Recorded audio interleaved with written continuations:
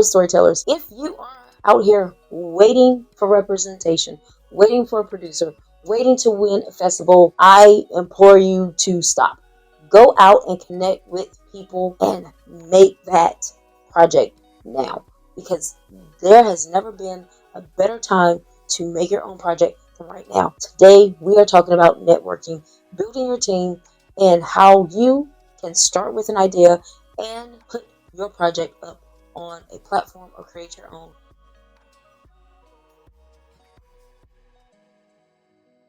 Hello, storytellers. I know that a lot of you may have some interesting thoughts about networking, but I will tell you there is nothing more powerful, especially in this industry, than networking and using that to build a team of like minded individuals that can help you launch everybody's career. It has been proven time and time again, and in the words of Issa Rae, one of my favorite creators in the industry, you should build with people on your same level, because you more than likely do not have the funds, $1 million budget or $100,000 budget to make a project.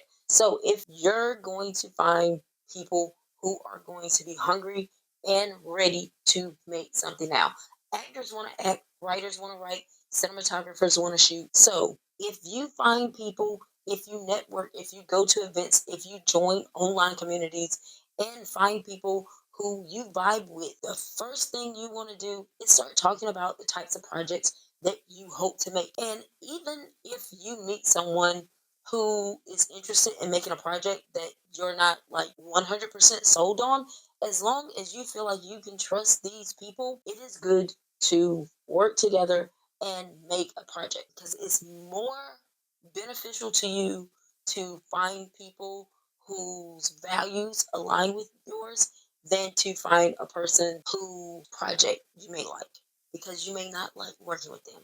And what you want to do is find people you want to work with for the long term. I have two, three people that I have worked with over and over again for the past 10 years. We keep coming back to each other because we genuinely love bouncing ideas off of each other. We genuinely love helping each other with the projects because we like each other's vibe. And whether I like their project or they love my project, we just enjoy working with each other. So we come back to work on each other's projects. Now, I've worked with hundreds of people, but these are the people who I come back to time after time, or who come back to me time after time to work with, because we enjoy each other. And this is the number one thing that you will find in the industry. This is why people work with each other over and over again, because you build a shorthand in talking to each other. You understand how the other person works, or you just genuinely like that person, become friends with them. And that will take your career further. You will be more creative working with those people, and those people will even send you jobs and you can send them jobs. So these are the types of relationships that you want to look out for when you are networking. Now, if you are interested in networking, if you want to find your community of people, one of the places you can go is the Storytellers Hub. We are building a community of filmmakers and screenwriters who are ready to work, who are ready to create, and who are ready to put themselves out there and make some really good content, whether it's vertical, series, or features. So if you are looking for a community that is actually about making projects and not just talking about them, completing projects and not stuck in development forever, check out our community on School. The link is in the description. So, with all of that said, once you find your community, I want you, especially if you are a screenwriter, to get together with them and assess what you guys have. Issa Rae released her micro series Screen Time on TikTok, and it is a masterclass in hooks and suspense. I love stories about secrets. But one of the things that I absolutely love about this is also a masterclass in one location shooting. The first 26 episodes, I think, are all in one location. This beautiful house, and it is shot in different rooms in the house, which can be done by anybody. Now, it does not have to be a house that you shoot in for your one location. It could be a park, it could be a warehouse, but just assess what you all have. The locations that you have could even be a car. Think outside of the box. What do you already have?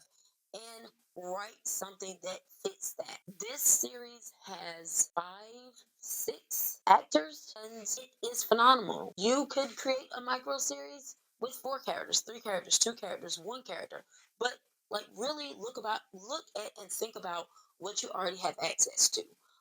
What actors can you get? Who do you know? Where can you shoot?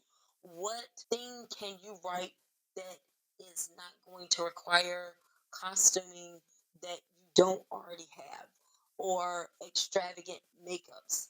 This is an everyday series. People are wearing modern clothes, modern makeup, modern hair. There's nothing especially difficult about executing this project. Now, that is not to say that the acting is not phenomenal, because it is. The writing is phenomenal. The cinematography is phenomenal. The sound design, everything is top tier.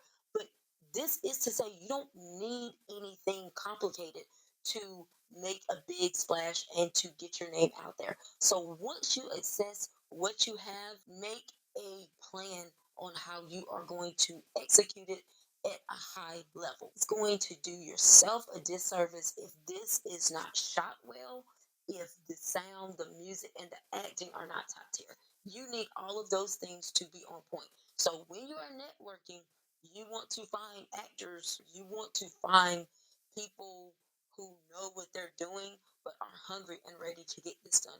Because making a micro series, making a vertical, making your own project right now, there is no better time to do it, because there are platforms that already exist that you can monetize and monetize quickly. And YouTube are going to be the first 2 places where you can go and be able to monetize your project quickly, especially if it is a vertical. YouTube is still changing and evolving right now, but if you can create something that has really good hooks, then you're going to get the views on TikTok and on YouTube. And I suggest you put them up on both.